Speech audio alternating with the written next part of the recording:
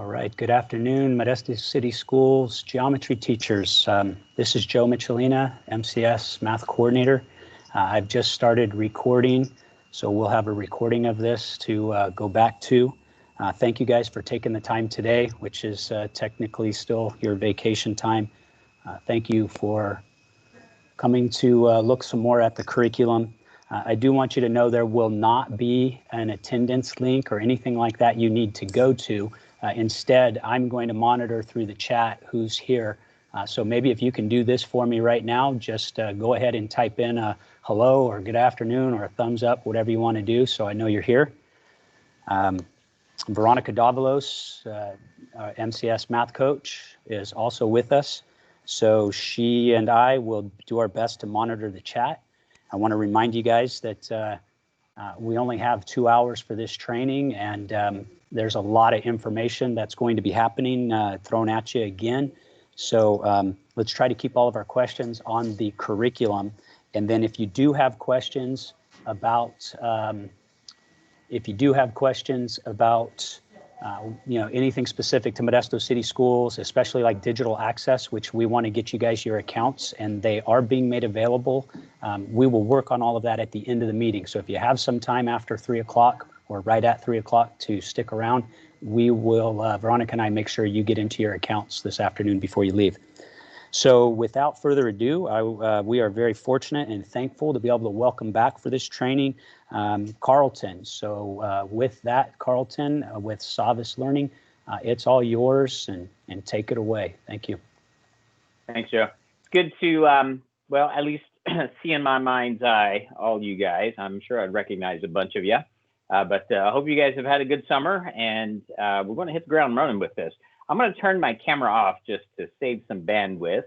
But as Joe said, if at any time you guys have questions about the program or anything we're going over, please don't hesitate to ask. We're going to be moving pretty quickly today. I was telling my wife this morning, it's kind of like trying to stuff 50 pounds of potatoes into a 10-pound bag. So we're really going to be, looking at a lot of information. But I want to make sure that we give you the tools that you need to hit the ground running when you see your students either virtually or in person here soon. So once again, turn off my camera and let us continue here with the presentation. So this is what we're going to be going over today. I'll just give you a chance to look at that. And mostly I want to make sure that we spend a lot of time on how to plan and get ready for school with your students. And make sure you guys know how to create assignments, create playlists. How can you best serve your students, even though they're not right there in the classroom with you? These are the objectives.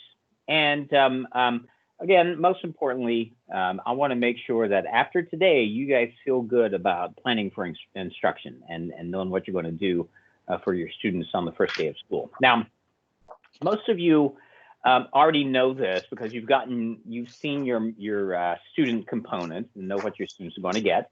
But for those of you who may be new to the district or who may not have used the programs before, you will get a hard cover edition of the student edition, as well as the student companion, which is a consumable. Now, every year, your district will receive a new set of student companions.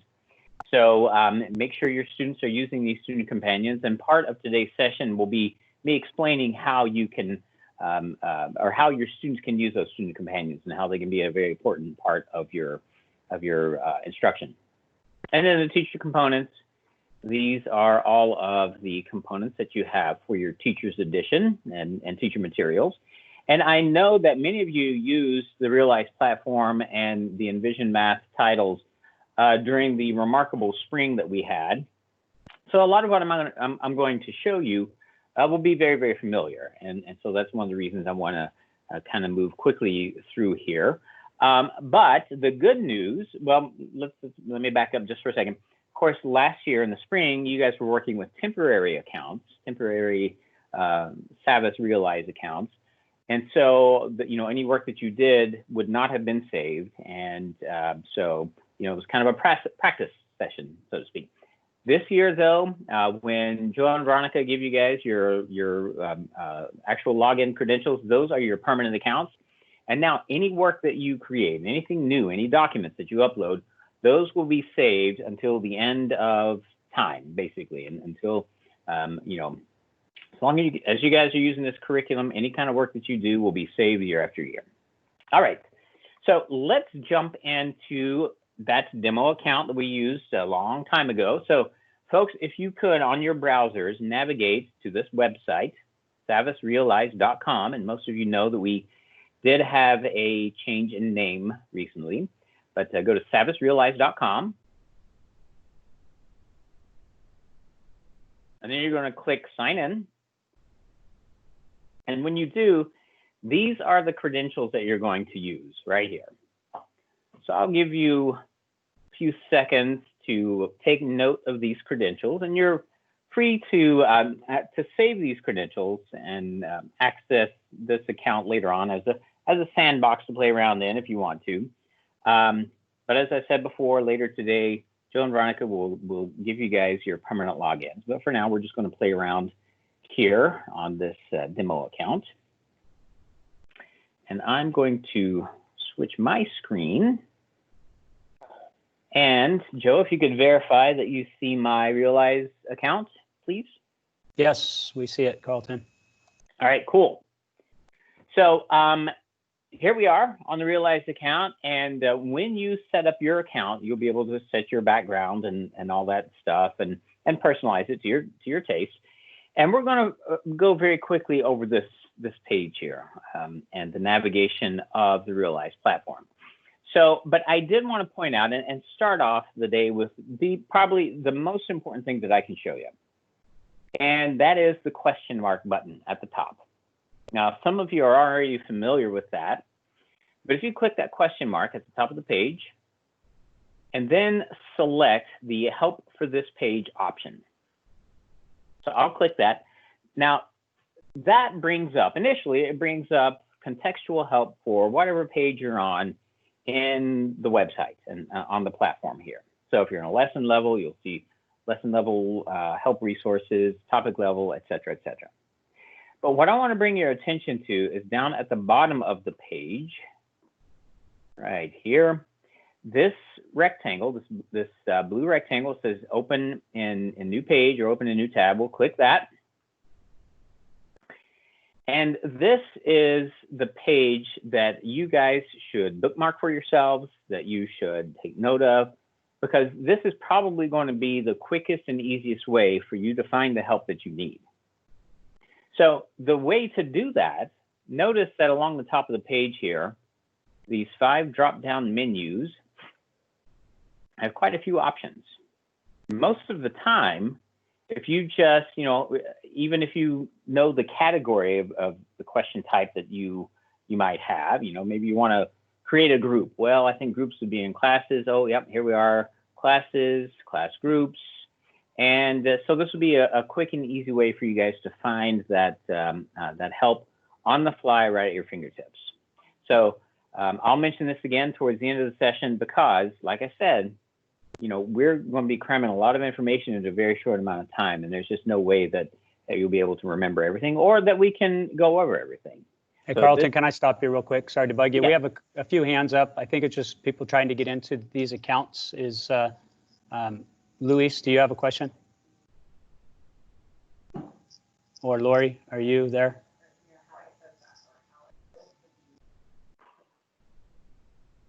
No. Okay, I see some hands up. So I'm sorry to interrupt you. Go ahead, Carlton. We'll deal with it in the chat. Okay, cool. And so that is the help site, one of the most important help sites that you can access. Now, when I opened this help site, it opened as a new tab in my browser. So I click on the original tab where Savvas Realize lives, and this way I can toggle back and forth between the resources. So I'm going to close this pop-up, go back to the question mark and show you one more thing, and that is program training. So if you click on program training, this takes you to our external website, mypearsontraining.com, and it looks like this. And once you have your own account, it will automatically log you into my Savvas training, mySavvasTraining.com. And this is where you can at the top of the page, search for enVision. For instance, so I'll search for enVision. All of our enVision math titles appear. You guys are 2018 AGA Common Core. Now, you can make this title a favorite by clicking the star next to the name. And that way, all of the help resources will be added to your favorites menu. So now when you access that help, I'll go ahead and click the link. Here we are. This is where you can get some just general information about the enVision platform. But I want to make sure that you guys see here that we do include a tutorial for Desmos. Many of you already know Desmos and use it quite often, but if you need a refresher in particular on that geometry Desmos grapher, then this is the place to go right here for that. Now, if you look at on-demand training, this tab at the top, this gives you access to hours of videos and pages and pages of handouts and instructions on what you can do to make your enVision experience a good one for you and your students. So again, want to make sure you guys knew that you have access to all these help features, and these are your go-to, the first place you should go for any kind of help. And of course, if you still need help, feel free to reach out to us. And the way you do that, at the top of the page here where it says My Savvas Training, there's a chat/support icon. If I click that, this is where you can start a chat with someone if they are available. If not, you can leave a message. And then on the right-hand side, there's that all-important tech support phone number right there. So once again, at the top of the page, you've got the chat/support. You go to your programs. These are the programs I've put in my favorites menu. And so we just want to make access to help features as easy as possible. So I'm going to close My Savvas Training, that tab, and go back onto the Real Life platform. And you might notice a new icon, and that's the bell. This bell is a notification. If there are any new notifications, you're going to see the mark come up here, and it will tell you how many notifications you have. And what's exciting about that notification leads me to, well, I'll hold off on that for just a second when we get to the library. But I do want to remind you about the search tool. And this search tool will search the entire AGA database for any kind of resources that you might be looking for. So for instance, parabola.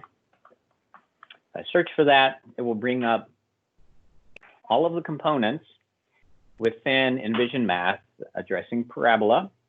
And you can sort by the sort type on the left side here to narrow it down. If you don't see anything you like, oh, by the way, you can also notice you can assign from here if you want. So you can assign right to your students from this list. And if you don't see anything you like, there's this Open Ed button at the top of the page that I want to make sure you're familiar with. Open Ed is a company we have a partnership with that takes teacher-submitted resources, makes sure they are standards aligned, and scrubs away ads and inappropriate content. So this is one of the places you can go for material that's not in enVision Math that you can also give to your students. And note here as well is that assign button. We understand there's lots of good material available online, and you'll want to have access to that. And so this is one of the ways that you can add content that we haven't created to enrich your courses. All right. So back to the top of the page and the question and the magnifying glass. Next, I want to show you my library. If you click on my library on your account there, since this is a demo account, you're probably going to find all kinds of different things listed. But this is where anything that you create or anything that you customize, this is where it's going to live for the life of your adoption of this curriculum. So, for instance, if last year I created this benchmark test and I modified it, then it's going to still be there for me to use, you know, in the fall of this year, the fall of next year, and so on. I can very quickly find that resource, and I can assign it to my students. I can edit it. There are lots of different things that I can do by clicking the 3 buttons.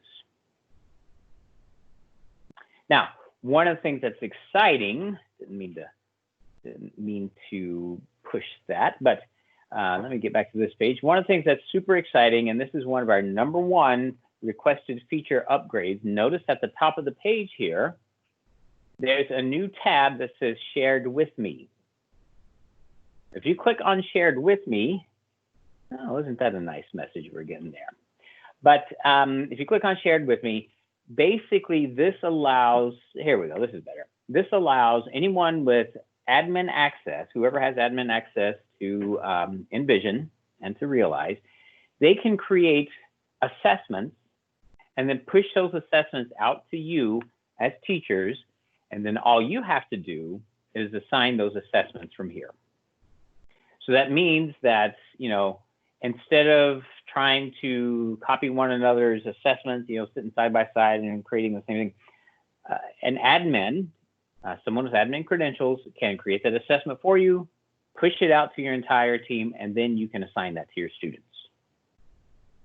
So that's super good news that this feature has been added. Now, when I mentioned that bell earlier, if you have an assessment shared with you, you're going to see a notification on that bell there. That's one of the places that you'll want to check. And then finally, I'm going to go back over here to the Savvas Realize button. And when I click that button, it brings me home, and here we are back on the home page. So Joe, I'm going to stop here and check for understanding before we dig into the content itself. Are there any questions about just the basic navigation of the Realize platform? There isn't anything yet. We are having some troubles with the login, and we think something happened in our previous training. Maybe one of our teachers changed something. So we've tried something here. We'll see if people can log in. They may just need to follow along with you without getting into the demo account right now. And then the question just came up. I knew this was going to be right about teachers being able to share with other teachers. So you might as well comment on that right now. Yeah. So currently the answer is no. Teachers cannot share with another teacher at this point in time. So we are rolling these updates out in a kind of a staged way. So right now it's only from admin down to teacher level. But we also know that that is a feature that is highly requested, and so we are working on additional ways that teachers can share with each other, and also additional content that is shareable too. So it's on our roadmap. I just can't tell you give you a deadline basically. So Joe, do teachers still have access to the accounts they were using in the spring? Because if so, they can always log in. They do not. They do not, Carlton. Those have expired. And like we said, if they hang on with us at the very end here, we are going to show them how to get into the account they'll have this year. This is just fresh from our tech team today. So, and Joe and Carlton, this is Julie. Yes, everyone. Julie. From Savvas. Hey guys. I just want to say I can get in to the account that Carlton showed. Okay. So it might be something on your end. Okay. Did I show the credentials again? Let me pull them up. Yeah, maybe do that real quick if you don't mind. It could be because of the sign-in. They had a pilot account. It might be causing some issues, but. And you do have to do the capitals like he says it, guys. So when you look at it, the V in enVision, the M in math, all of those have to be capitals to make it work. Thanks, Julie. Yep. And then also, it may be that if they're using the same computer that they used to access their accounts in the spring, it may be trying to refer them back to that same account. So one of the things you can try is clearing your cookies and cache and all that stuff, or use a separate browser. That might help too. Okay. I think a lot of people are getting in just fine, and we know we're pressed for time. So let's continue, Carlton. All right. So are we back on my screen now, Joe? Can you see? Yes, we see it. All right, awesome. So let's jump into Browse and see what titles are available to us. So folks, this demo account has a lot of different materials, a lot of different curricula that is listed, and you're certainly welcome to check those titles out. But when you get your account, you're only going to have access to algebra, geometry, and algebra 2. Now, when you first set up your account, most likely, well, some of you will teach more than one course. Some of you may even teach all 3 courses. If that's the case, then the curriculum that you add will show up here, obviously. But maybe you're an algebra 2 teacher and you really want to pull some content from geometry. Well, if you go to the silhouette, it's in the upper right-hand corner, click on Settings. And here's the Settings button. You can actually add the other curricula to your teacher's library or your programs by clicking My Programs. And then as you scroll through, and on your actual account, you'll only have the 3 boxes to check. You can find geometry, click that box, hit Save, and then when you go back to your, when you click Browse, then you're going to see, geometry, algebra 2, algebra 1, all together. The reason I say that is because, in algebra 2, you might want to look at, Pythagorean theorem in geometry or something else. Who knows? You can actually, in algebra 2, go into geometry and pull resources to assign to your algebra 2 students. Conversely, if you are teaching geometry and you really need to review some algebra concepts with your students, you can go into algebra 1 and pull some review materials to give to your students in geometry.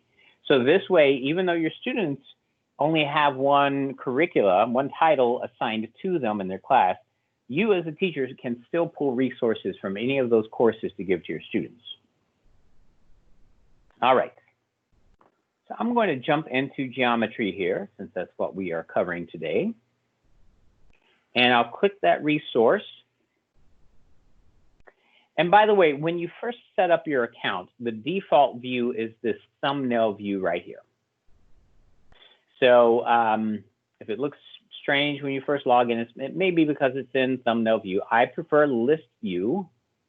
And the reason is because list view it looks most like a table of contents in the teacher's edition and the student edition. It's usually the view that most people are familiar with. But here we are with the table of contents at the program level.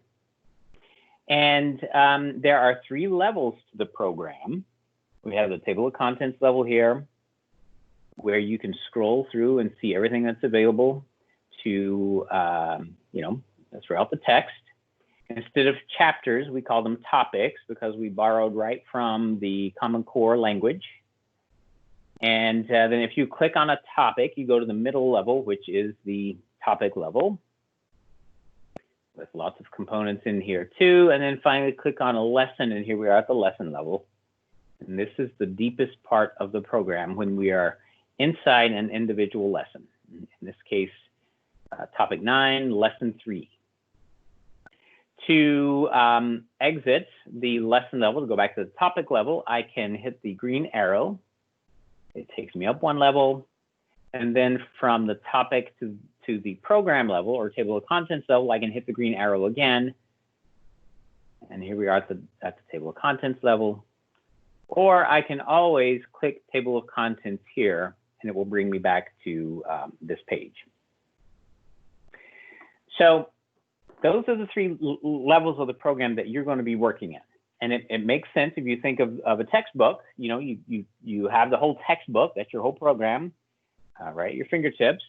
Then you turn to a chapter or a topic, and these are all the lessons and all the resources for that, that topic.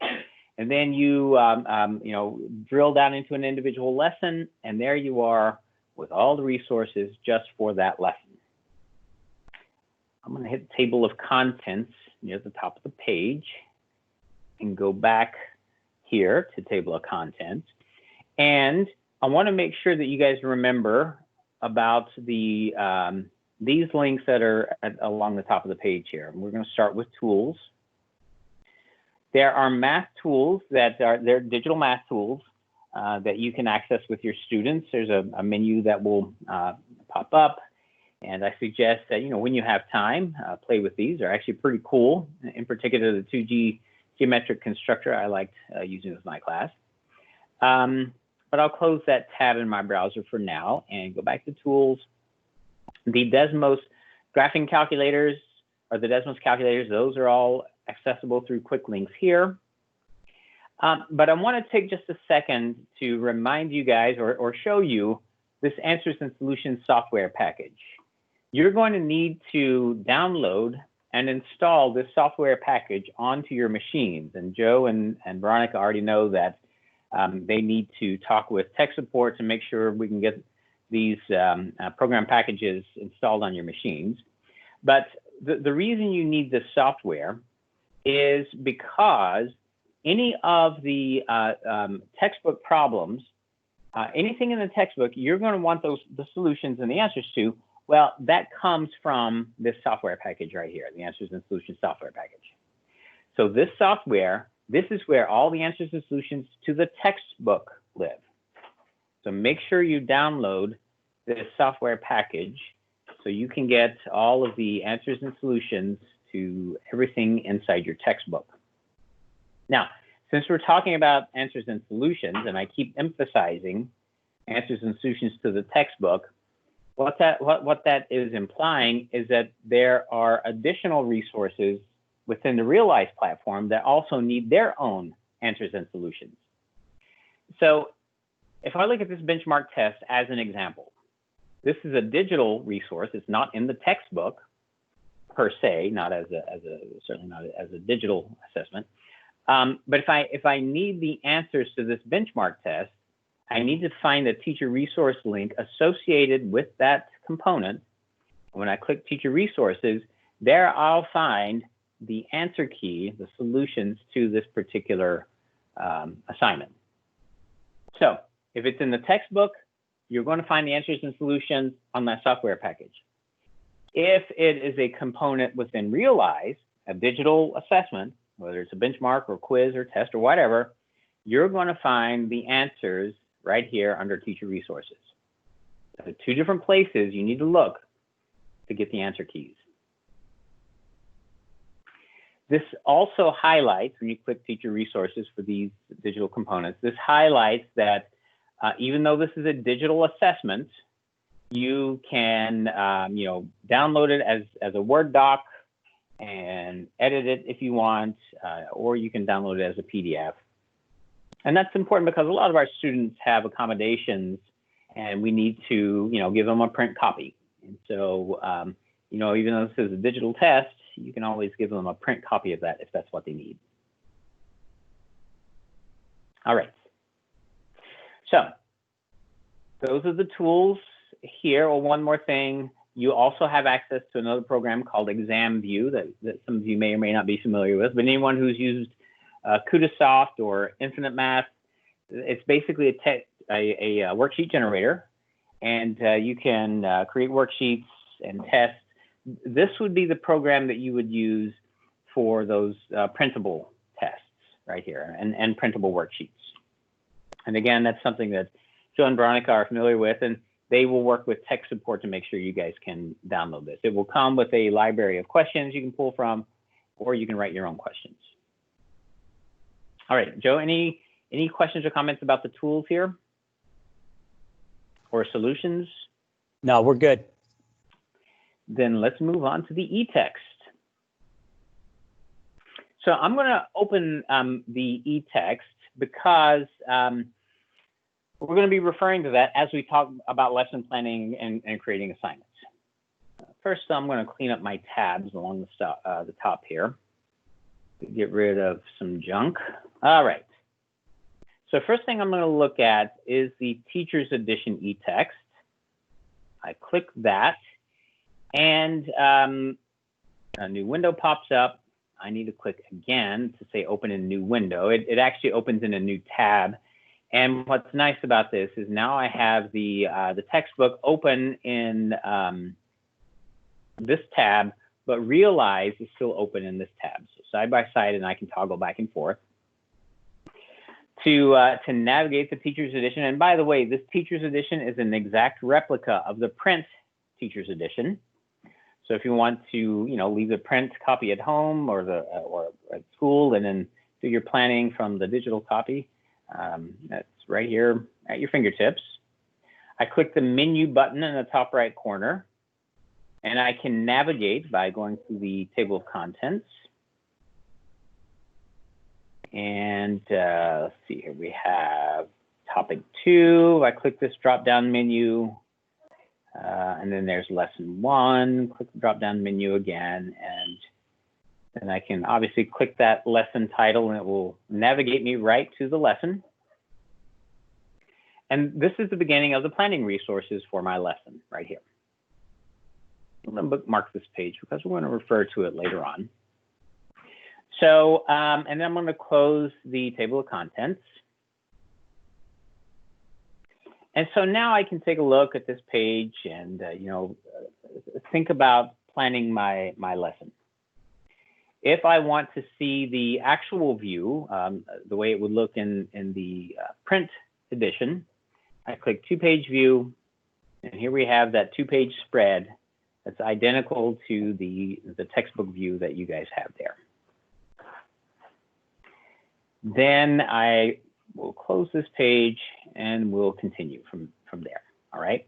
I can go to the next page by clicking next, and so on and so forth. All right. Now I'm going to click on Realize again. I'm going to hit the exit button because some teachers, when they, go back to their Realize tab, they see this window and they, think, oh, great, I have to log out and log back in again. I've lost Realize. No, not at all. Hit the exit button in the top left, and it takes you back to this page where your e-texts are. And then next, I want you to click on the just the regular student edition. Now notice there is an interactive student edition at the top. I don't want you to click on that yet. Instead, click on the geometry student edition here. And we see the same thing, open a new window. And this is going to bring up a copy, an identical copy of the student edition. So just like the teacher's edition, you can compare these side by side, and they are identical. Navigation is exactly the same, and everything. I'm going to go to that same page. It was topic 2 in my drop-down menu, lesson 1. That's where we were. And it opens the page to topic 2, lesson 1. Now, as a student, if I wanted to take notes or highlight or whatever, I can actually annotate and highlight this textbook by highlighting some text. This menu pops up. I can write a note. I can change the color. I can, create a different style, what have you, and save and close. Then when I select menu, all of the notes, annotations, and highlights will appear right here in my navigation pane. Click on annotations and highlights. And so all of the notes that I have taken will appear here. Now, where this comes in is really handy is I can sort these notes by type, by color, by date, etc. I can also export all my notes. So I could create a study guide if I wanted to as a student, or maybe a list of questions I have or whatever. So that's just one of the tools that your students have with this regular version of the student e-text. But really, the thing I want to show you most, and that's most impressive, I love California. One of the reasons is because it is so diverse, and we have, all the languages in the world practically spoken right here in California. Well, this obviously is an English version of the textbook, but we've made this version compatible with Google Translate. So if you are using the Chrome browser, you can install the Google extension, the Google Translate extension. Then when I click translate this page, I go here to, let me switch back to English right fast. I go here and I have over 100 different languages that I can choose from. Spanish is right here. It's probably one of the most popular languages that is spoken. If I click Spanish, then it instantly translates anything that is not an image file. So the reason I say that is because, as you can see here,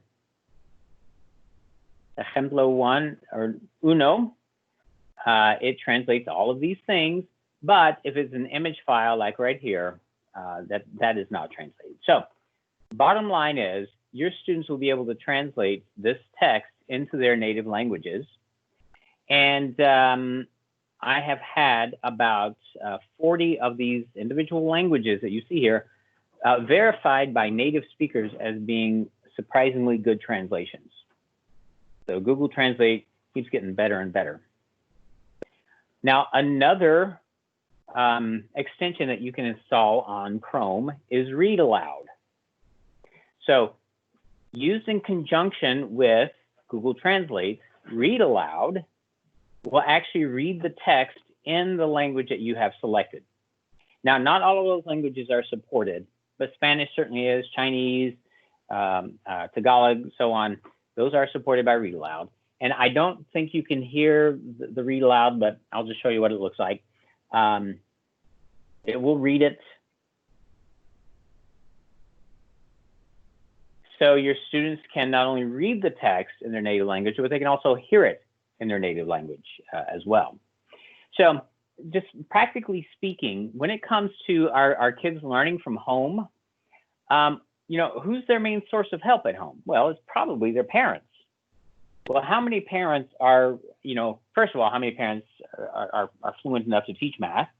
But secondly, you know, how many of our parents would love to be able to help their kids and could, you know, would love to be able to dig into the textbook, but English isn't their first language? Well, this is one of the ways that we can pull in our parents and families to, you know, to engage with their kids, because now they can actually translate this into their native language. So Joe, I'm going to stop there and see if anyone has questions about the translation features. We do not have a question, Carlton, but if you did play that, it didn't share your sound again. So not a big deal, but it does have that capability. So thank you. Yeah, and I think it's because I'm connected to a Bluetooth headphone right now. But anyway, once you guys install it, you'll see that it does work.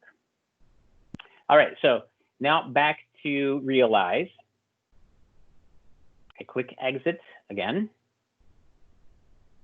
This time we are going to open the interactive student edition from the geometry text. So that's the link at the very top. Go through the same thing, open in new window. And so this interactive student edition, this one looks different than the actual textbook. And the reason is because this interactive student edition has all of these digital interactivities built in. And because of those digital interactivities, the pagination is quite different. You know, they had to put a lot of plugins in there and you know, Desmos and so on. So that's why it's going to look different. However, the topics, the verbiage, the everything, you know, examples, all of that is going to be identical.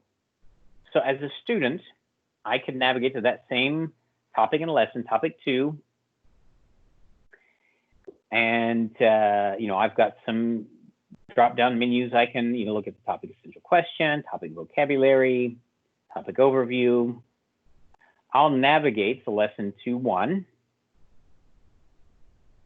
So here I am at the beginning of the lesson. I've got some pre-lesson information like the lesson essential question.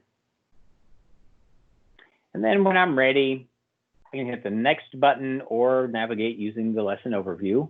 And I'll go to the next page, and then I will see step 1 of the 4-step lesson plan. Now, this is one of the places that you're going to find a Desmos interactivity pre-built for this lesson. Not all lessons have Desmos interactivities. Not every step has the Desmos interactivity.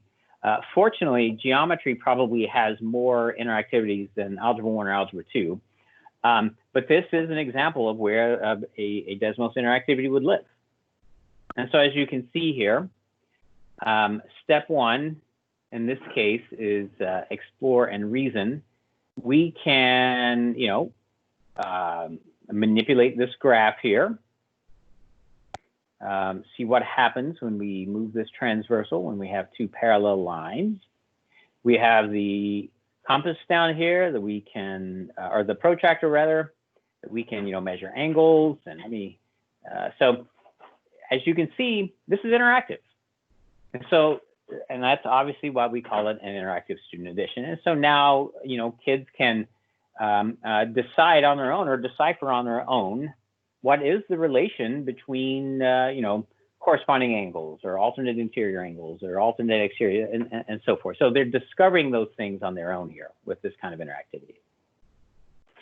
So let's talk about that student companion for a second, that student companion piece. If your students have access to the internet, they have a good device that they can work with, and they can access all the digital resources, great. Some of these things, for instance, this example is ideal for using these Desmos interactivities, but some kids may prefer paper and pencil, or you may prefer them to work with paper and pencil. The student companion, actually, let me see here. I think I've switched. Here we go.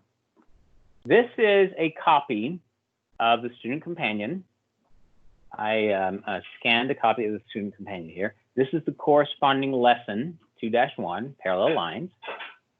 And notice that this is, like I said before, this is a consumable workbook that your students will, you'll get new sets every year. So your students can write the responses here. They can take out a protractor and measure the angles and try to surmise the relationships between the angles here. So the student companion will always have the same step 1 as the Realize platform, step 1, as well as, let me change this back to English. Step 1 in the textbook. So they will always match. Step 1 on Realize, here. Step 1 in the textbook and step 1 in the student companion will always match. So this is one of the places that you can pull in the student companion. Now let's go back to the lesson here. I'm going to switch back to Realize Reader, back to the Realize platform on my tab at the top. Realize, and I'm going to click on Table of Contents. We'll go back to the Table of Contents. And we are on Topic 2, Lesson 1. Now, as a teacher, you have some teaching and presentation options that you can use with your students. If you plan on having synchronous sessions with your students ahead of time, you can go into the Realize platform here, decide where you want to start the lesson. Step 1 is called Explore. If I want to start at step 1, I simply click on that component here in step 1, Explore, and it will pop up in presentation mode. So if you're doing a Zoom class or a Microsoft Teams class with your students and you want to demonstrate a concept for them, then you may decide that you want to do a presentation mode. And so you can get on here that has the same capabilities and to manipulate the transversal here for the parallel lines, and we can use these different tools. You and your students can write, responses here. And then when you are ready as the instructor to go on to the next step of the lesson, and you want to use this as a presentation tool, you can choose the next step from the drop-down menu. And then you go to example 1. So I'll click example 1, identify angle pairs. And so this example is not a Desmos interactivity. It doesn't, they all don't need to be. But now the students get a chance to, you know, identify the different angle pairs and their relationships. So we intentionally leave a lot of white space around the figures, as well as, you know, on the page here, in case you want to write your own notes off in the margins. You know, you can do that, or you can show the solution button here if you wish. I know that some teachers will, you know, write their own thing over here, or maybe have a student, you know, if you're in class or have the capability, have a student show the work and then reveal the solution, so we can compare, you know, talk about, you know, the different, you know, compare the two solutions. There's a study tip, essential question, etc. All right, so this is example 1. This example 1 is exactly the same as this example 1 here in the textbook. Now, this is the student edition textbook. All right, this is where it's important to understand what the student companion does, though, because if you look at the student companion, you'll notice that example 1 does not live here in the student companion. All right. Now, I know that you see example 1 here, but it's only part of example 1 that lives here. The first part, the teaching part of example 1, is only in the textbook and on Realize. In the student companion, that teaching part is not here. If we had included that teaching part, or the explanation part of example 1, in the student companion, it would have been as big as the New York City phone book. And that's why it's important for students to have both the student edition and the student companion. But when we go back to the student edition, notice that we've just worked through that first example, whether it's in, you know, print or even on Realize here. We've worked through that first part. There's a second part to this example. And if I can reach the, let me see here. Yes, thank you. That's very kind of you. All right, let's see if I can. For some reason, my browser is being blocked. And I don't know why I can't click that button. But anyway, hopefully you can click that second page, and basically it will bring up this try it that your students can work on digitally. And then it's the try it that lives here in the student companion. So while the example itself doesn't live in the student companion, there's room in the student companion for your students to try it. So this is where your students can show a lot of their work and you know, do a lot of the work. This is basically one of the ways that you can do formative assessment, is by looking at the try-its. So student companions follow the lesson. It's just that the student companions don't include the actual example. Student companions instead include the try-it and room for the kids to show their work. All right, let me stop and check for understanding there, Joe. Hopefully that made sense. But does anyone have any questions? So we don't have any questions that have popped up, unless anybody, is there somebody who wants to raise a hand or anything right now? Do you have a question you want to throw in about any of this? Oh, here we go. Hand went up for us. So John, go ahead. Are the triad problems in the student textbook and the student companion supposed to be the same? Yes. Because it looked like the second triad problem had a different angle number. Let's take a look at that. So which page or which example are you talking about? Example 1 triad or example 2 triad? The one we were just looking at, example 1. Okay. Let's take a look at this. Let's see. Part B. Angle is angle 7. Let's take a look at the angle 5. Ah, you know, you're right. Looks like this one is angle 5. So In general, they are going to be the same. I'm not sure why that one's different. Let's take a look at the measure of angle 4 in example 2. So 118 degrees is measure of angle 4 in example 2. Let's take a look here. And measure angle 4 is 118 degrees. So, that might just be a typo. And of course, I would happen to choose the one that has the typo. So, but I think in general, the triads in the textbook are going to be the same as the triads in the student companion. Another question came up for you. Amy asked, where are the answers for the companion triad problems? Those are, and boy, I'm having to scratch my head here. I tell you what, during the break, let me find those.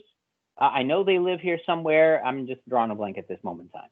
And okay. I don't want to waste anybody's time by just, poking around right now. Sounds good. Anything else? That's it. Okay. And sorry, I can't answer that question right off the bat, but we'll figure it out. I'll get it. In fact, wait, I know where it is. I take that back. It's in that software package that I told you that you'll have to download the answers and solutions under tools.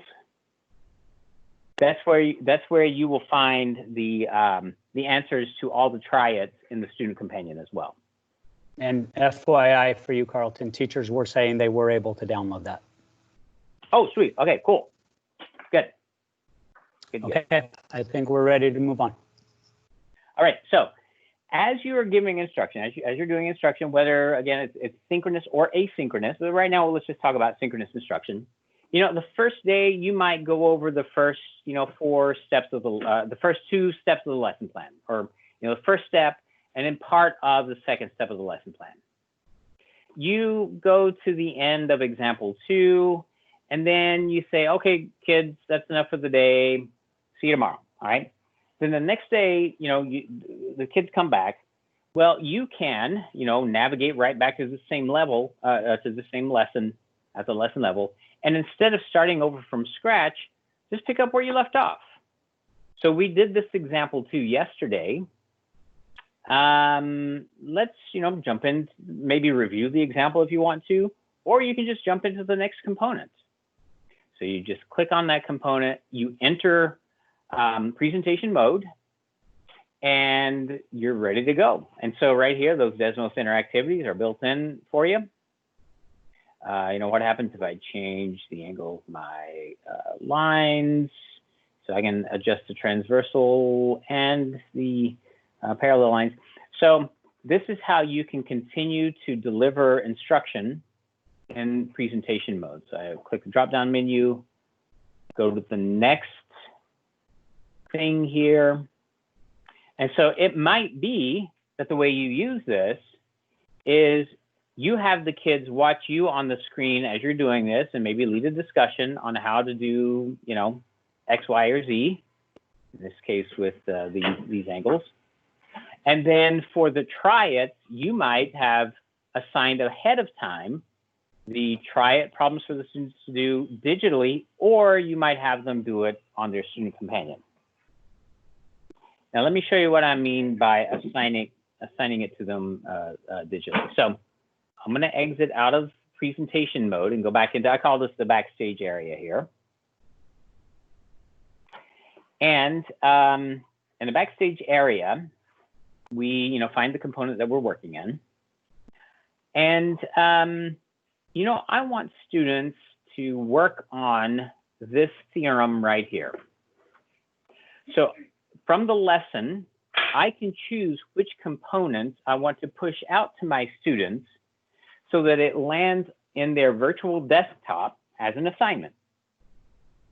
So that way students will know, oh, okay, Mr. Jones wants me to, do this example after we've gone over it in class. So you can go here, click the assign button. There we go.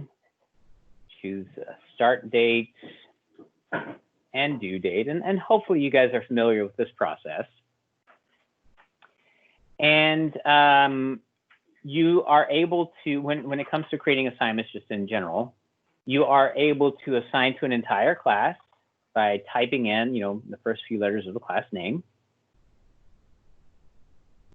You can assign to individual students. I've got Harry Potter in my class. And you can assign to groups that you have created ahead of time. So this group that I am going to create, assign to is my advanced kids. I can assign to more than one group if I want to. I have a group called athletes, because they're the ones who always miss the instruction towards the end of the day, and I want to make sure they caught it. So, once I've selected all the constituents, I click the assign button. And so now, I can tell my students, all right, kids, go ahead and give this assignment or give this example a try. I might give them a few minutes to work on it at home, on their computers as you're just standing by. And then when they finish it and submit it, you'll actually be able to review their work if you want to, or you can just use it as a point of discussion. It's really up to you how you handle it from there. If you want to select components ahead of time and make it easy for yourself and for students to know exactly what they need to do next, then you can create a playlist and choose the components that you want your students to access, and you can select the order that you want your students to access these components. So if it's a playlist that you want your students to do during class, you may set it up one way. If it's a playlist that you expect students to use outside of class, you may set it up another way. And so I'm going to set this playlist up as, I want my students to do this outside of class. We covered half the lesson. We're going to cover the other half tomorrow, but I want them to go through this playlist ahead of time. So I'm going to look at my resources, and I'm going to choose down at the bottom of this page. Here are 2 videos that I want kids to watch. I select those 2 videos. And I scroll back up to step 2 here, understand and apply. And I'm going to select example 5 and the concept summary. And what the heck, I want them to practice, the alternate interior angles proof as well. So I just choose these things, whatever components I want. Scroll to the top of the page, and now I have a couple of options. If I assign selected, these 5 things will show up on my student's assignment list, and that's fine. They can work on it as a single assignment, but that playlist, that assignment will basically disappear for next year. If you assign a block assignment like this, essentially that means that it's temporary. It only lasts for that year. And there are also, it's limited in terms of what you can do with that playlist, with that assignment. You can't reorder things. But if you add a playlist, or if you create a playlist, I'm going to select add selected to playlist, then create new playlist. I'll call this playlist for geometry. And then what's today? 7/27. Create playlist. So I could go to this playlist now. It shows me the components I've chosen for the playlist. And now I can rearrange things. So you know what? I want my students to watch these 2 videos first. So I'm going to pull this video up and this video. That way I know they're getting instructional content right at the beginning. I'm front loading things. And that way, once they watch these 2 videos, I know they'll feel more confident about, tackling the rest of this stuff. And then I'm going to put the concept summary there at the end. You get the idea. And then I'm going to save that. And once I've saved it, I can assign. Look for the black Assign All button. It selects everything. I'll choose the dates, the people I want it to go to, and I will assign that. And now let's see what that looks like from the student point of view. So again, this is an assignment I've created with the idea in mind that I want my students to access this and do the work before class even starts, all right? So when students log in, they're going to see something that looks like this, all right? Let me jump into class. They're going to see on their assignment list, it'll say playlist for Geometry 727. Now, when they click on it, it's going to open it directly, but because I'm looking at a teacher account here, I have to click preview. But when I do, now this is exactly what students will see, all right? It's in the order that I assigned it, so there's no confusion as to what I want them to do or where I want them to start. I can start at the beginning, click on that first component. Here's my video. And I doubt you can hear it because of the speaker arrangement I've set up, but it does bring up the virtual nerd video and explains about angles. So I can watch these, and now notice all of the components of that playlist appear as separate tabs along the top.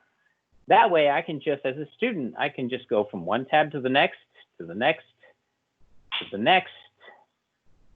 And then when I'm finished and I've done all the work that I have here, I can hit submit. And then as the teacher, I will see the work that my students have submitted from this playlist. So that's one of the ways that you can use playlists and the digital platform to give your students access to content that they can, on their computers, plug in their headphones, sit down and watch those videos, do, the components of this playlist, so that now when we come back to school the next day, and as the instructor, I would have, as they're coming into the classroom, they've already done the work that they're supposed to, or, if we're doing our synchronous session that next day, and I will start where I left off and say, okay, kids, you watched those videos yesterday. Let's talk about that alternate interior angle theorem or whatever. So that's one of the ways that this platform is so very powerful, is because those resources are right at your fingertips. And instead of having to spend so much time creating stuff from scratch, you can just grab it, package it in a way that works for you and works for your students, and push it out to them. And then, now you can focus on the learning and the teaching instead of the trying to come up with stuff to do and how to communicate effectively with your students from a distance. Now, one more thing about playlists, and I'm going to pause for questions regarding playlists. I'm going to exit out of this. And I am going to go to my library here, because any kind of playlist that I create is going to live here in my library. And this way I can access it next year, give to my students. Hopefully there won't be, this question about synchronous and asynchronous instruction with our students this year, or next year. But, if I do want to use the same playlist, it's right there. I'll click the 3 buttons, and I'm going to edit this playlist. And let's see. Nope, I've clicked on the wrong spot. I'm going to show you how you can add additional content to a playlist. So forget what I just said. You can access the playlist from here, and they live year after year. But let me go back into browse, and I apologize for this little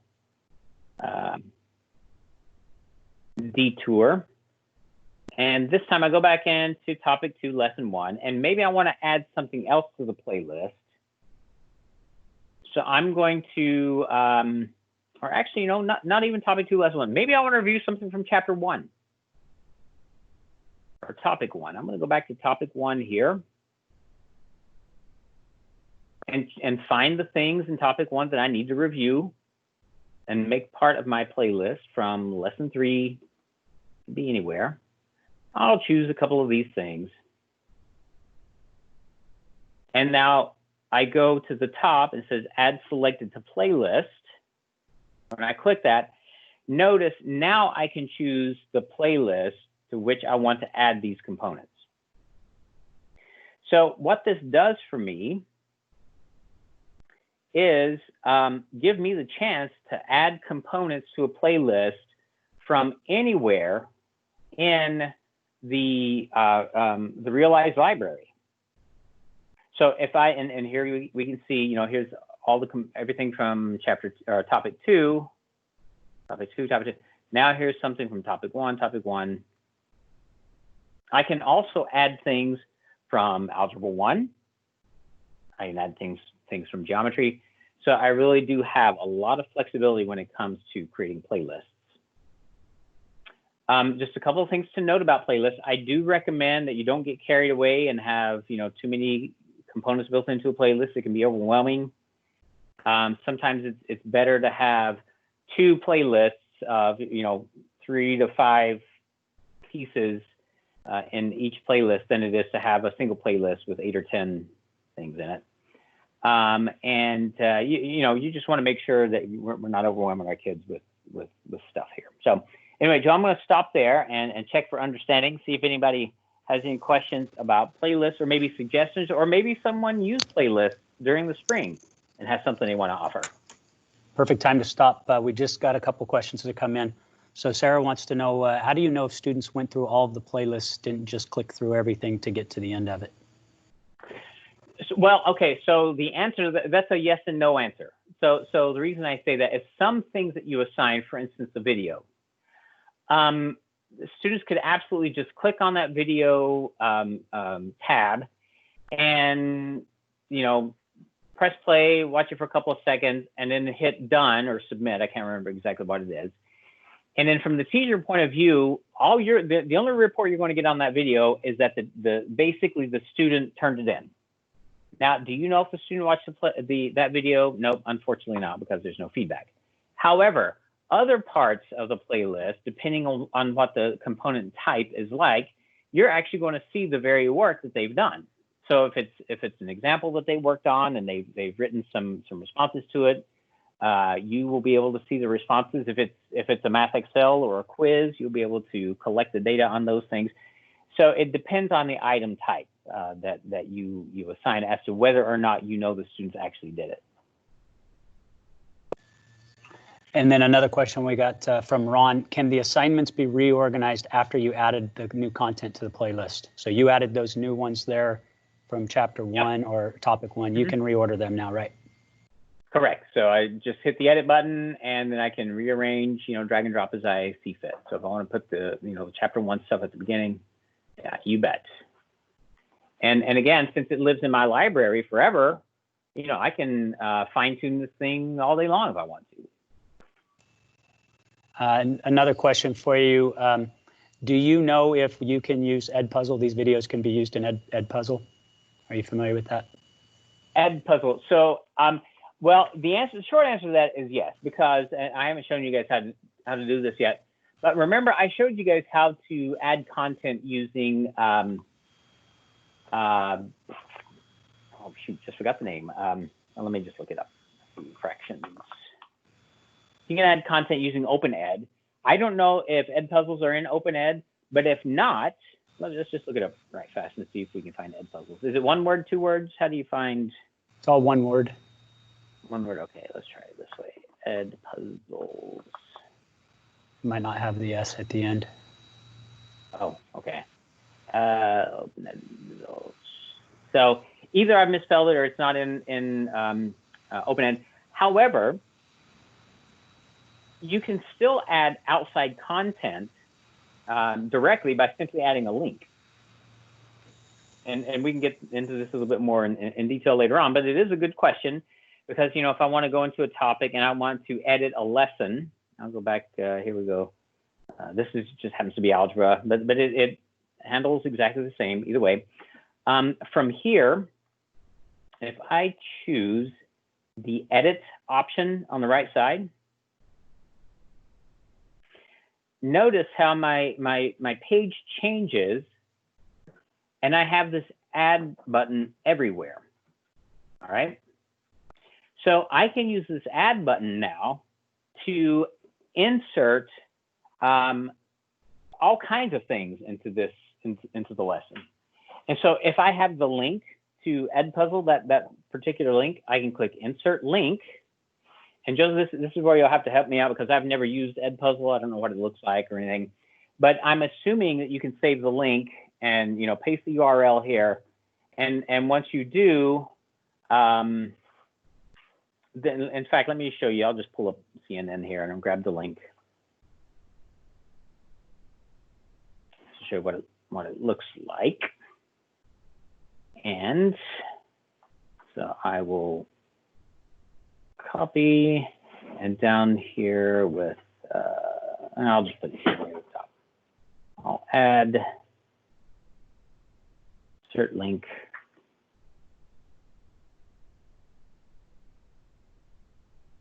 Add and save.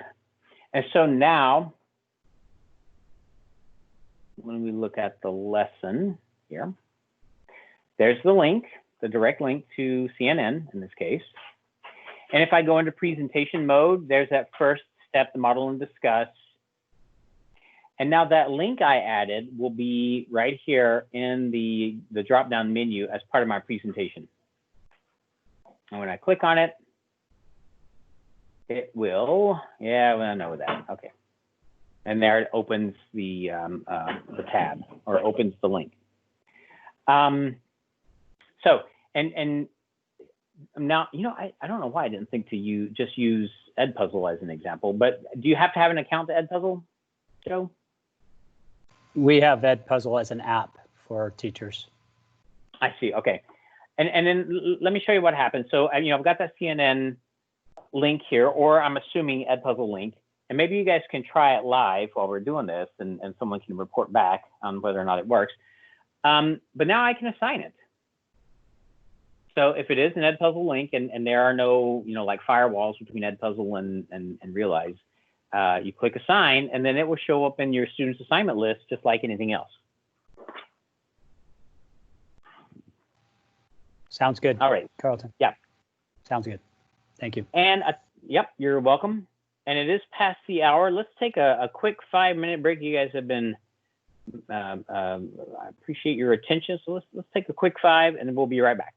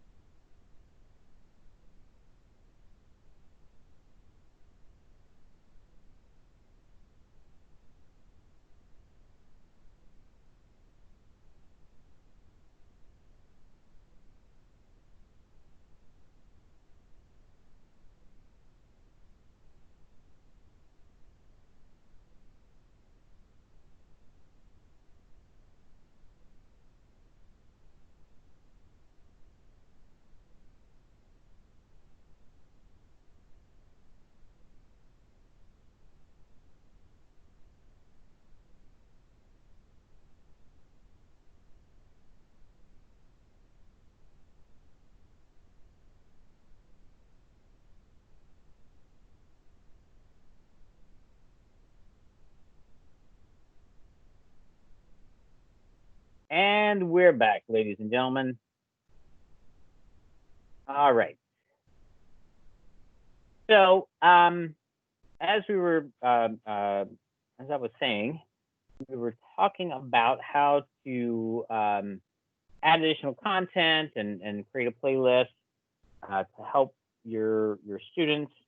I want to back up just a little bit and talk about when it comes to trying to plan for this synchronous learning environment. Now, many, or even asynchronous learning environment, one or the other, the online learning environment. Many years ago, about, 14 years ago, I taught for National University Virtual High School, and all of their courses were online. And so I had to teach mostly asynchronous courses. Now, back in those days, digital resources were very, very limited. And so my experience teaching virtual high school has helped, inform me of, doggone it, I wish I had, X, Y, and Z then that I have access to now. So when I think about teaching, my students from a distance, I kind of start with the broad overview of what I want students to learn. And, as you guys do too, obviously. But then when I look into, I dig into the lesson and I see all of these components that are, at my fingertips here. I absolutely do not want to assign all this stuff to my students because it would just kill them. They would be completely overwhelmed. So one of the things that I do is take the time to go through and look at each one of these components and think about, is this something, if my student engages in it, is it something that they would get, a great learning experience from? And if it is, then absolutely assign, that component. Now, if you do want to assign the entire lesson, though, you can do that. And this is one of the areas where it's kind of confusing as to the differences in how you can assign an entire lesson and what that looks like versus just pieces of the lesson. So if you'll remember from before, we were talking about the interactive student edition. I think that's this page right here. Nope, not that one. This one. This is a copy of the interactive student edition that's run by Realize Reader. By the way, Realize Reader is also an app on the App Store, so your students can download it on their devices, and they can download certain portions of the textbook on their devices, and any work they do in Realize Reader offline will be synchronized once they reconnect to their account online. But here's Realize Reader. Realize Reader has all the content that we've been looking at. It's got the try-its, the examples, videos, the Desmos interactivities built in, everything. You can assign an entire lesson as a Realize Reader assignment. So you'll notice at the top of each lesson, you have, these two links. You got the Teacher's Edition, and then you have the Interactive Student Edition, Realize Reader, Lesson 2-1. I could click this, choose it, and assign that to my students. And when they get it, take a look at what that looks like. They get the entire lesson as their assignment. So you may, and then let's go back to classes and we can preview this assignment. I'll go to classes, algebra 1. I can't remember if I put it in geometry or period 1 or there we go. There's the lesson 2-1. I click on that and then preview it as a student. And basically, it gives me access as a student to all of, topic 2, lesson 1, but now it's recording my work. So I can go through here, do each one of these components as, I'm working on this. And I think for some reason being connected to this thing doesn't, not sure why it's not allowing me to go on to the next section. Oh, sorry, my bad. I clicked on the wrong thing. Here we go. This is what I should have clicked on. It's the actual textbook icon that I was looking for. And preview. Now we're cooking with gas. Jump in there. And this is this section and lesson from 2-1.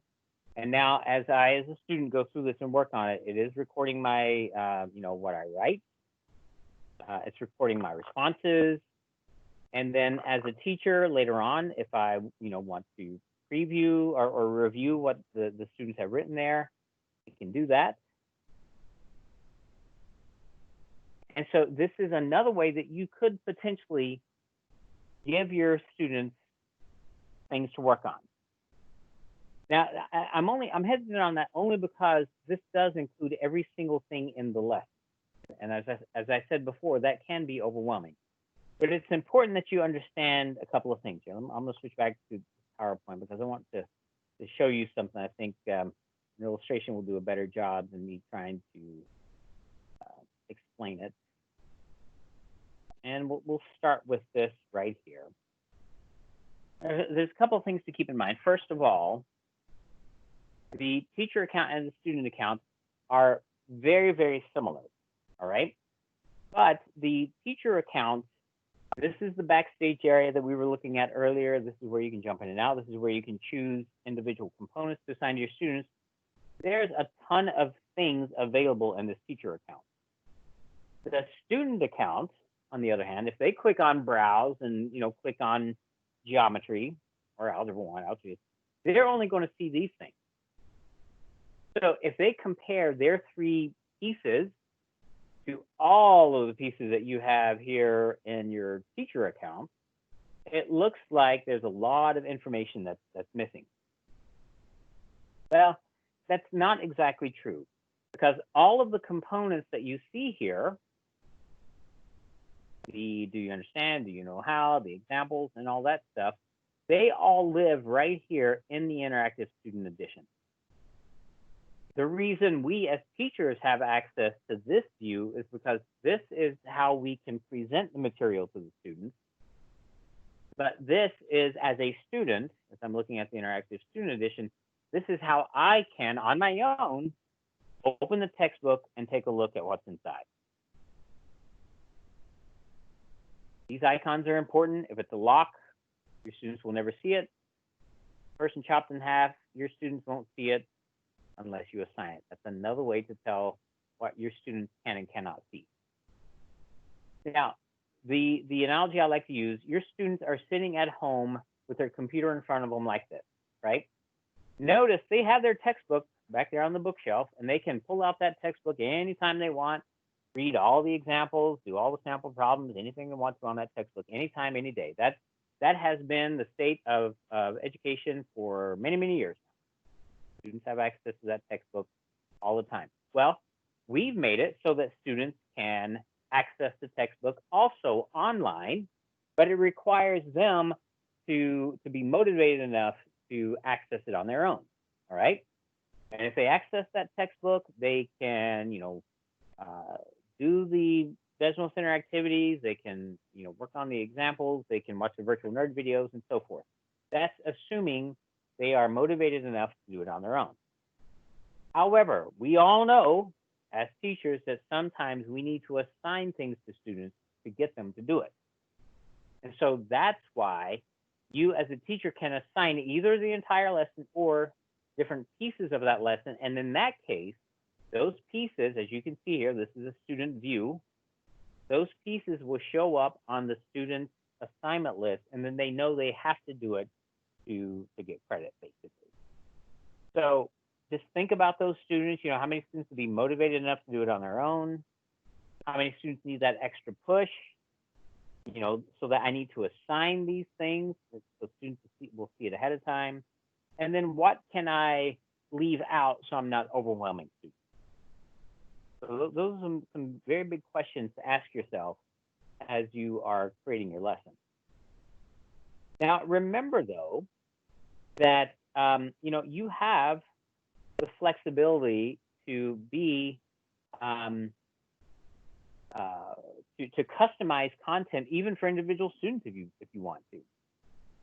You might have some students who are hyper motivated and they want to work, go all the way ahead, all the way up through, topic 10 when you guys are down here in topic 2.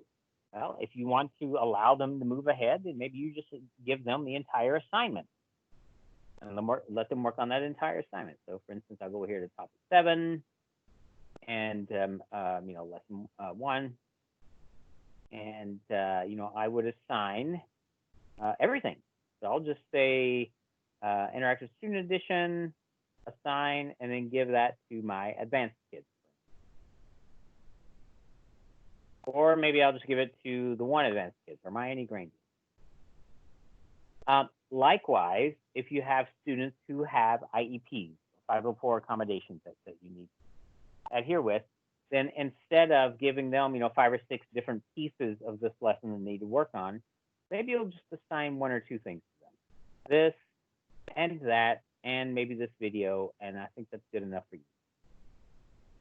Then you can to assign, selected, or add to playlist, either one. This time I will add this to my IEP 504.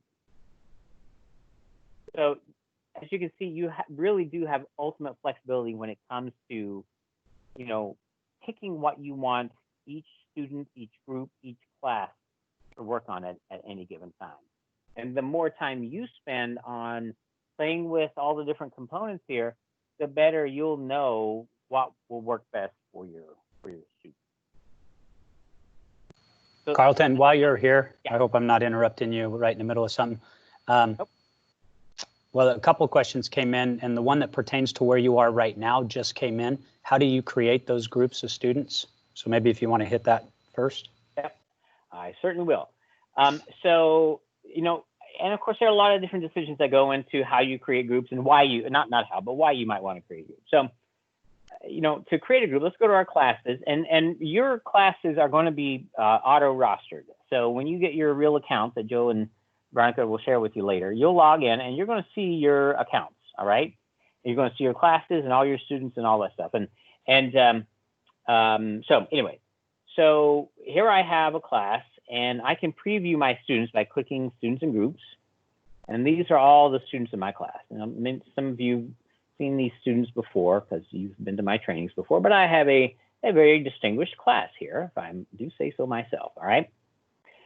So if you don't have groups, I believe at the top of the page, there will be a button that says create groups. I've already created groups, so that's why I need to go on to show groups instead. So I click show groups and there's the create group button. It shows me all the groups I already have, and that's okay. I could add to these existing groups if I want to, or I could create a group from scratch, click create group, choose whatever name I want to, and I've already got enough groups, so I'm not going to create another one. I'm just going to cancel this. But once I have created that group, then the group name will appear. I choose manage students and groups. And so in my group, I call basic, terrible name for a group. But anyway, in this group, I would go in and say, let's put Rocky Balboa in there, Carol Danvers. And it's essentially just going through and, choosing which kids I want to be in that group.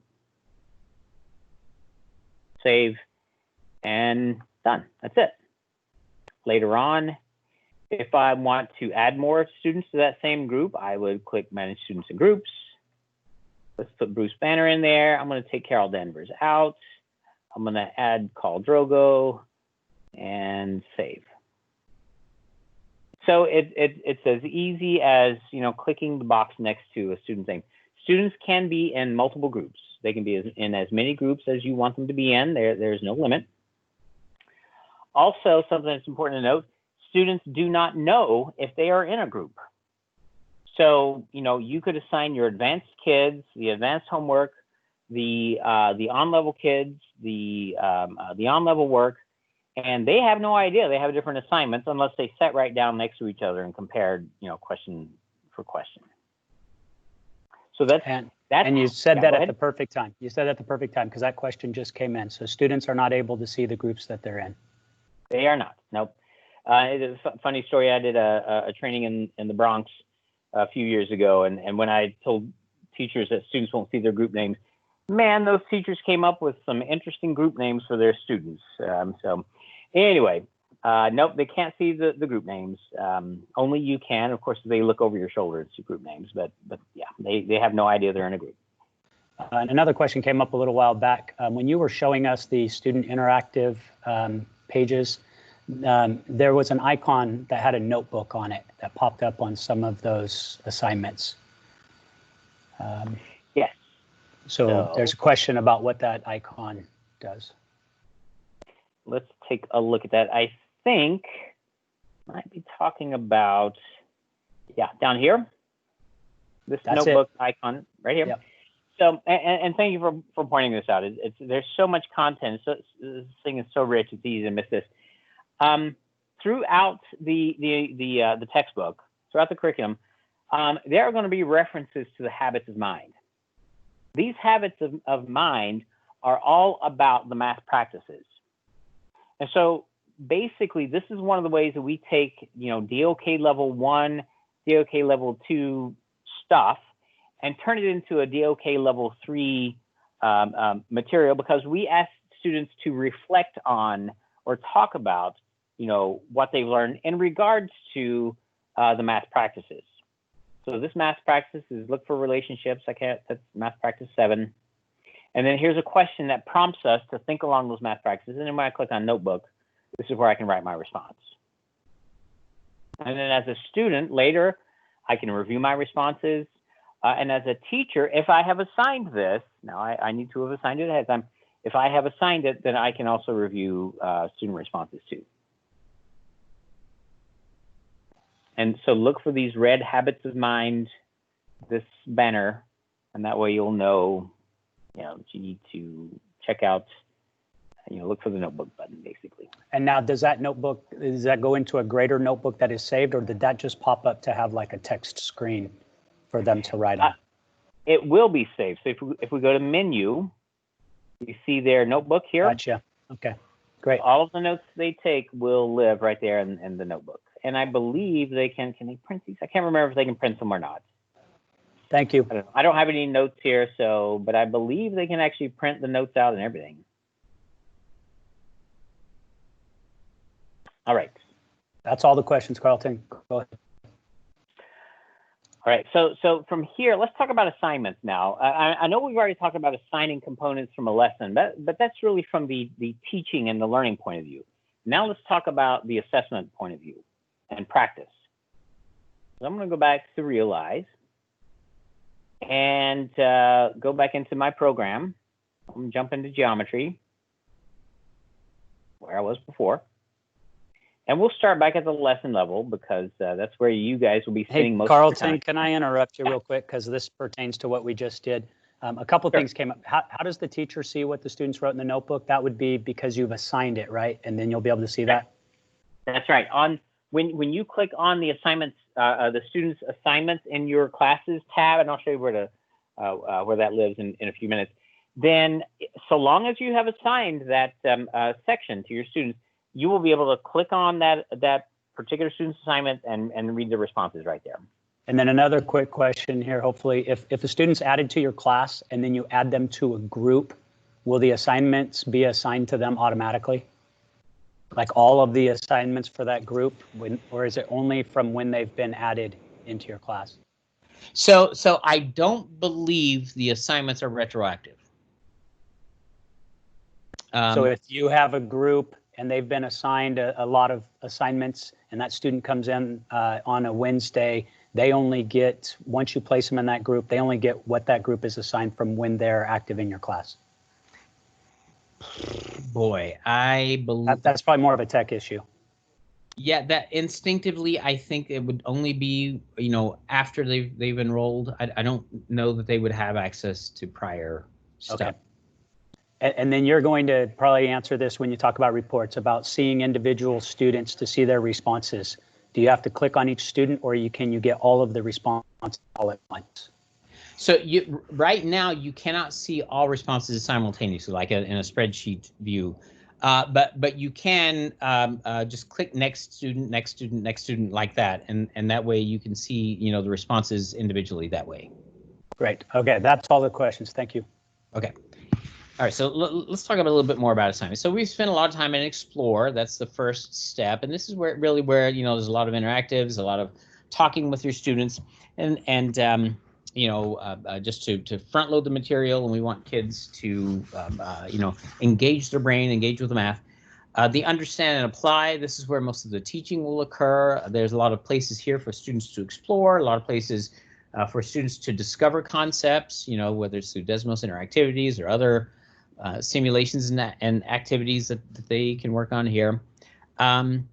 Towards the end of step 2, there are 2 different sections here. One is do you understand, and one is do you know how. Do you understand? I'm going to click on this. Do you understand? These are your DOK level, 3-ish questions here, and these really do address the conceptual understanding side of things. Common Core, 3 components of Common Core. One is conceptual understanding, the other is procedural skill and fluency, and the third is application. This one addresses conceptual understanding. And notice the first question from every single one of these do you understand assignments or components here, the first question is the lesson essential question. So if you don't have time to ask anything else, or if you don't have time for your students to do anything else, and that day, this is probably the one question that you would want to, or maybe you don't have time to read all the responses. This is the one question that you would probably want to check. It's the lesson essential question. The lesson essential question is right at the beginning of every lesson. You'll ask it at the beginning of the lesson, and then we ask it again at the end. So your students can do the lesson essential question here on the Realize platform if you assign it digitally, or they can do it here on the Student Companion. There's do you understand? Do you know how? And there's that same lesson essential question right there. So I can see on the Student Companion, the next question is going to be vocabulary. It's going to talk about transversal intersects parallel lines, which angles are congruent. Let's go to the next question. And there's that same vocabulary question. So this is another way for you to differentiate for your students. One of the ways is that you may have some students do this work digitally. Other students can work on it in their notebooks here. And so after do you understand, do you know how, then we get to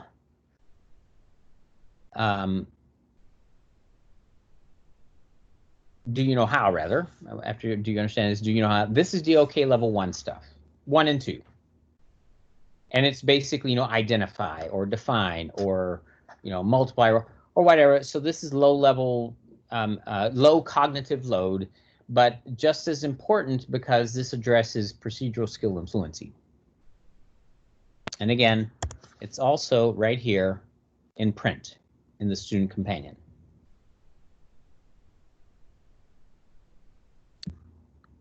Now, that the do you understand, do you know how components at the end of step 2 here, that may be your exit ticket, or at the end of day 1 or something. You might start off with this. Now, there are different, in addition to do you understand, do you know how, there are different types of assignments available for you to give your students. One of those, I call these the red dot assessments, and those of you who sat in on the sessions last year, we talked about the red dot assessments ad nauseum.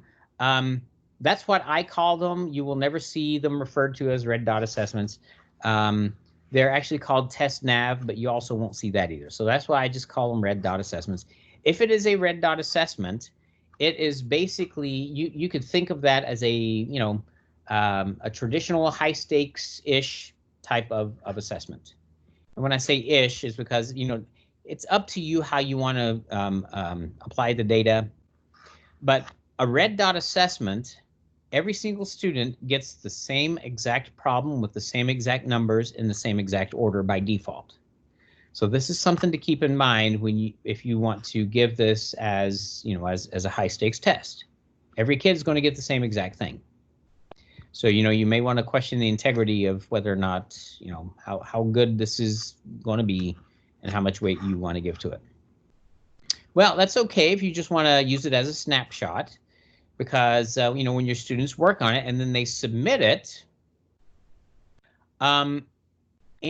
most of the red dot assessments have this thing called remediation built in. So I looked for that. Sorry, I need to click that.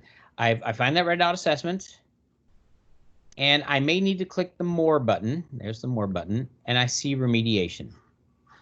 If I click remediation, it gives me a remediation library that I can choose from to help my students on the concept that this red dot assessment was addressing. Now, here's the cool thing about it. The system can assign these remediation resources to my students automatically if that's what I want it to do.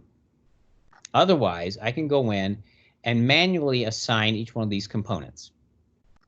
Now, let me show you how to make that happen. So this time, when I assign this to my students, I'm going to see, I clicked the wrong button again. I'm going to see a checkbox. Here we go, assign. And here's the checkbox that says automatically assign remediation and enrichment activities to a student if this assessment shows that it's needed.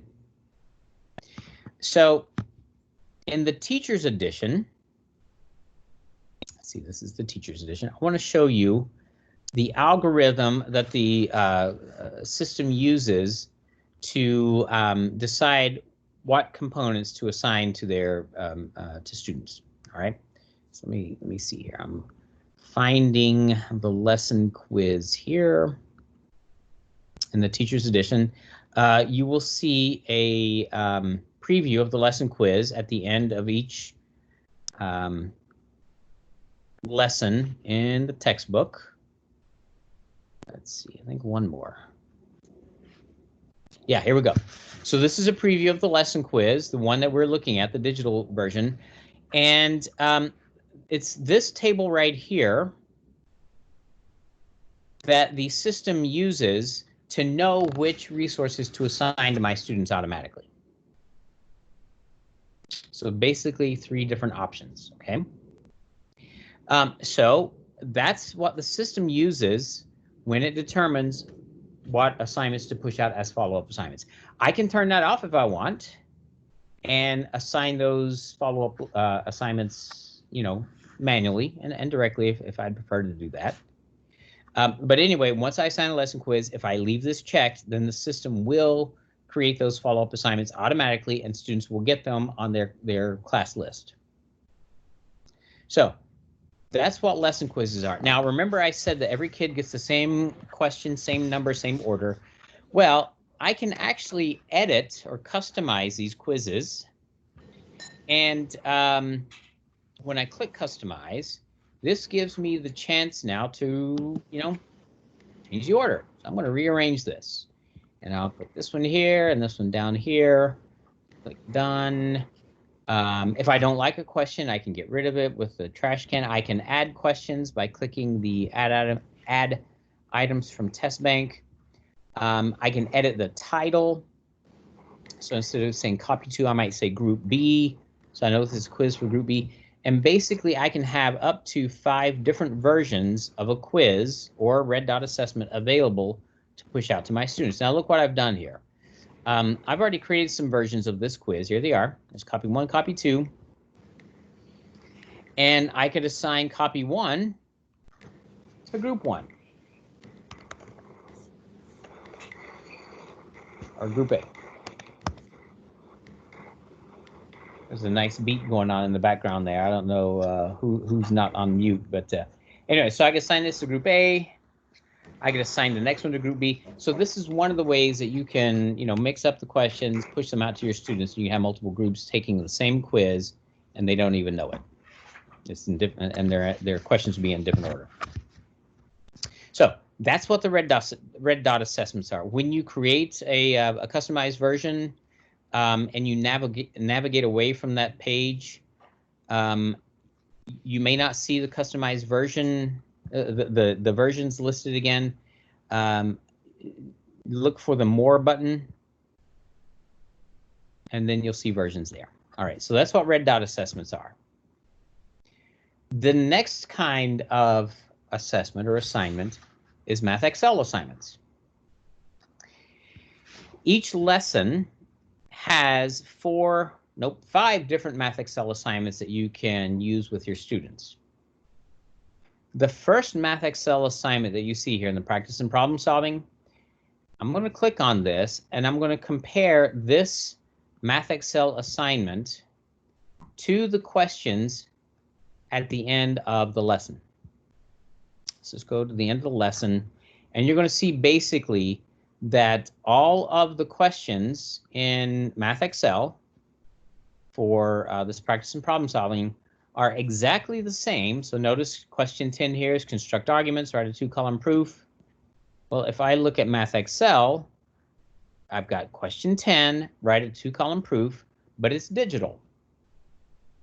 Now this numbering convention here should probably make sense now. This is from topic 2, lesson 1, question number 10. Why does it start at question number 10? Well, remember the do you understand, do you know how questions were questions 1 through 9. The practice and problem solving questions in this case started at question 10. This first section, the understand section, these are meant to help students understand the mathematical processes and concepts.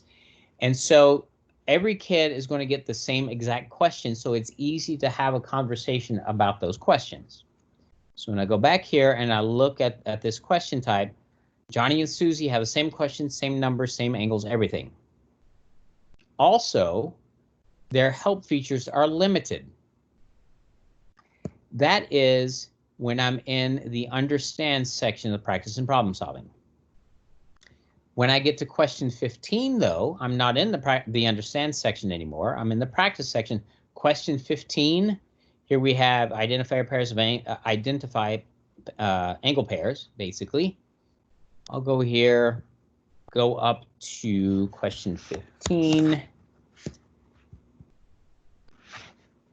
And I just want to point out here, so this is not the question number, it just happens to be, which question in the sequence, so don't confuse this. This is not question 6 from, the list of questions in the textbook. Always look for this question number here, so you know what corresponds. And now, Johnny and Susie are going to have, since we're in the practice section now, Johnny and Susie have different problems.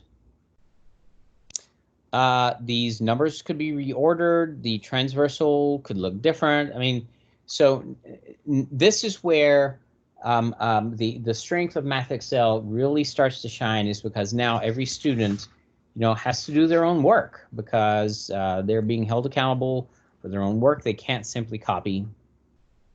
This is also where we will see additional help features built in. Let me choose a more interesting question. Let's see here. How about we go to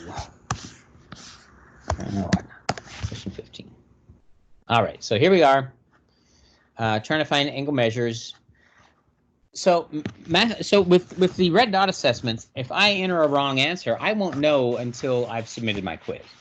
But with Math Excel, and I accidentally typed something in there, it's going to give me feedback and tell me that I'm wrong. I have 3 chances to get the right answer in this spot. I'll type something else. 76. So still not right. Hopefully, as a student, I'm reading these, hints, getting some feedback. And I know I'm on my 3rd try because it says final check. Well, maybe, I should actually start availing myself of these learning resources here. I can view an example. And this view and example allows me to step through just a piece at a time as a student. So basically, this is like a very expensive tutor, you know, on your student's computer right here. If that wasn't enough, then maybe I can watch the video, you know, the virtual nerd video about this particular concept. I can open the textbook, right to the page that this concept comes from. Help me solve this is the most, well, I'll tell you what, let me go ahead and click final check on this. It will show me the correct answer, and then my answer, click OK. It does move me on automatically to the next section, so I'm not stuck in math purgatory until I get this right. I can always, you know, click on it to see what I got and see, you know, but it does allow me to move on. Now I can access help me solve this. Help me solve this helps me solve this same exact problem. I don't know if you guys can see, but it's the same exact problem, except now it's leading me through the solution process, and I actually have to participate in that solution process. So instead of being passive, I have to read and, you know, check my answers, get feedback, and so on. All right. Students can work through exactly the same way, through all the parts, and it will lead them to the correct answer, but they have to participate in the solution process. And at first, your students are going to love this until they close, help me solve this, and realize, oh, wait, that problem was marked wrong. I don't get any credit for that problem because the computer helped me solve it. But they automatically get a brand new problem generated that they can do for full credit.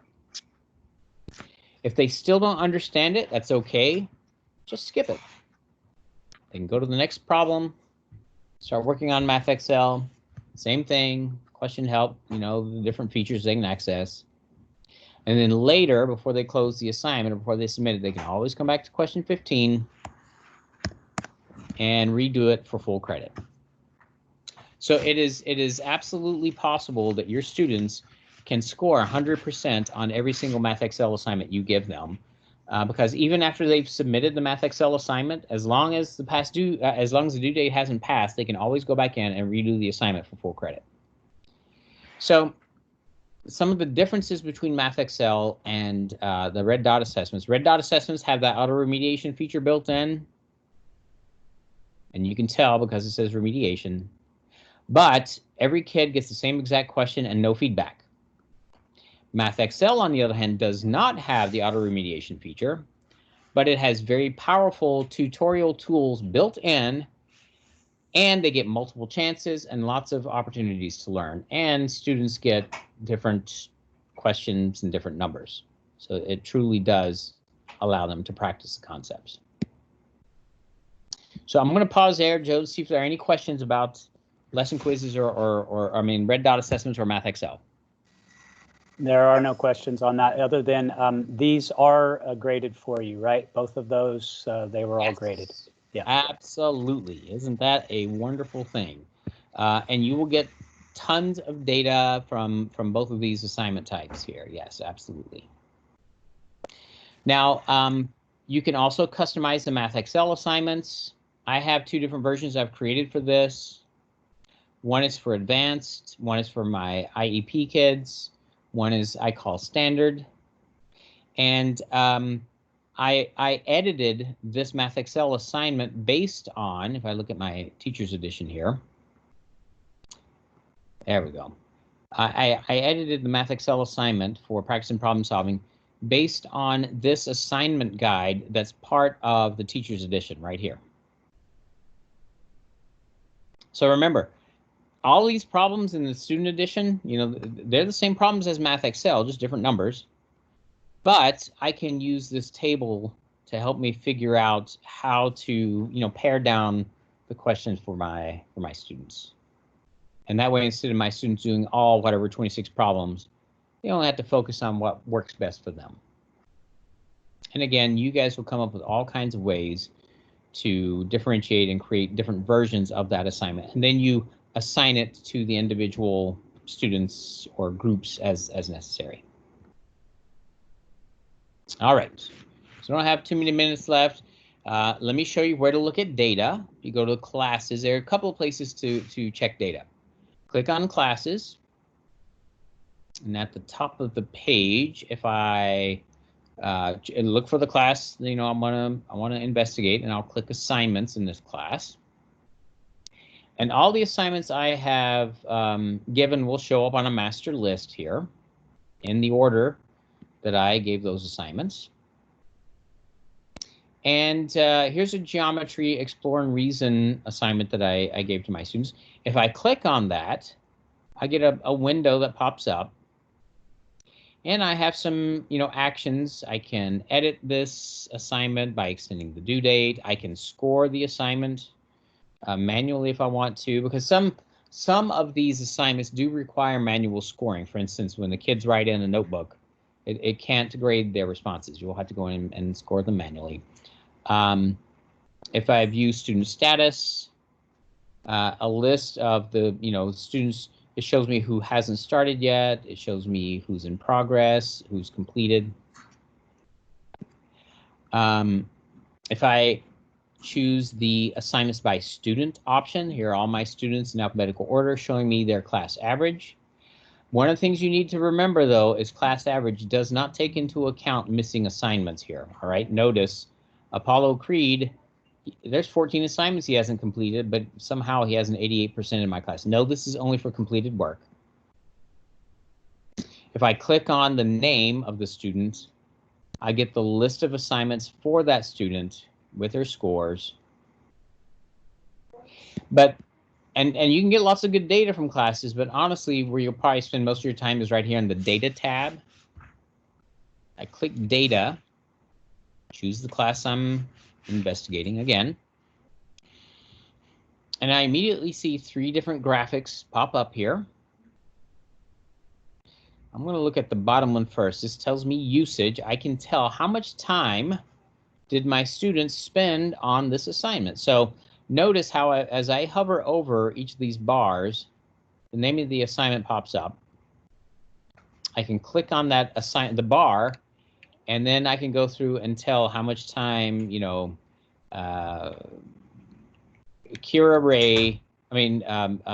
Kira spent 31 minutes on this assignment. So that's, one way to see how much time kids are genuinely spending. This is progress, how many students have completed the assignment. But it's the graph at the top of the page that's most important. You'll spend most of your time on. So if you click on this bar, you have 4 different reports to pull from. Here's a standards analysis. If you click on the standard, you can pull up remediation resources that you can push out directly to your students. If there's more than one standard, you'll see 2 different columns. Question analysis, this is your item analysis. You can go through and see that, let's see, actually they did pretty good, but I had some kids struggling with question 4. Well, what did question 4 look like, or which students? So here we go. Those are the students that struggle with that question. Student analysis. This is a nice visual overview of how students did on the assignment. And then finally, performance analysis. This is a great way to form ad hoc groups based on a breakpoint score that you set. So I'll set the breakpoint at 50%. Let's see if that gives me a breakpoint. No, that's kind of boring. So let's make it higher. I'll say 90%. And it will segregate the class into 2 different groups based on this breakpoint score. And now I can assign resources directly to each one of these ad hoc groups. And if I want to, move students from one group to the other, I can. Even students who didn't take the assignment, I can put those in groups. And so that's another way I can very quickly differentiate and push out assignments to students. So, ladies and gentlemen, I'm going to stop there because I know that I have thrown a lot at you. It's been probably like trying to drink from a fire hose for the past 2 hours. I want to thank you for your time and your patience and your perseverance, especially in crazy times like this. And then just the last thing I want to show you is a link to a webinar. And Joe said that he would email this to you as well. But if you have time and inclination to do so, you can hop right on there. There's the participant survey. But ladies and gentlemen, thank you so much for your time, and I hope you guys have a great school year.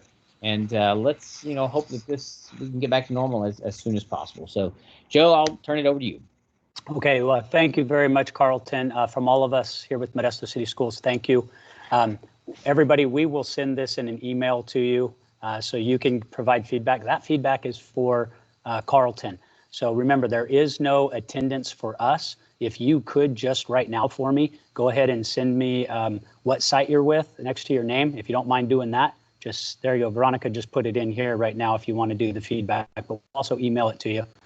Just, you don't even need to send your name, just send your site, and then anybody who wants to stay on with us, we are going to help walk you through your new account. So if you have the time, we realize the training's over, but I'm going to unrecord here in just a second. And then if you guys have the time to stick around, let's get in and get your personal accounts up. So again, Carlton, thank you very much, and we'll be in touch before Thursday. Sounds good. Thanks, Joe. Take care, guys. Thank you. Okay, I'm going to stop recording now. And what I'd